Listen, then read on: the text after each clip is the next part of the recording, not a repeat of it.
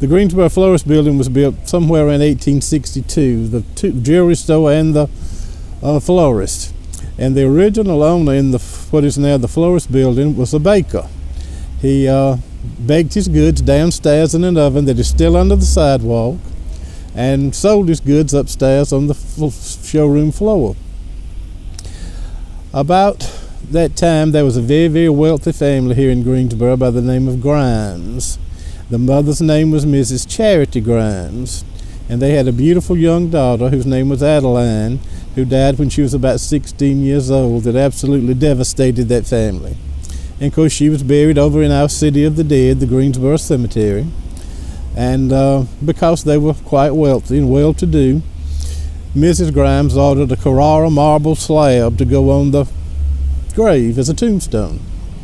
It was brought into the harbor of Savannah, shipped up by ox cart to Greensboro, and placed in the cemetery. Not long thereafter, that marble slab just absolutely disappeared out of the cemetery. And of course, that added to their anguish and their grief. So somebody told Miss Grimes a few months later that the old baker uptown was making candy on a marble slab in his basement. So Mrs. Grimes came to town and got the town policeman, a constable I think they called him in those days, and went to the florist, went down in the basement, and sure enough, there was the slab, missing from my daughter's grave where he was making candy.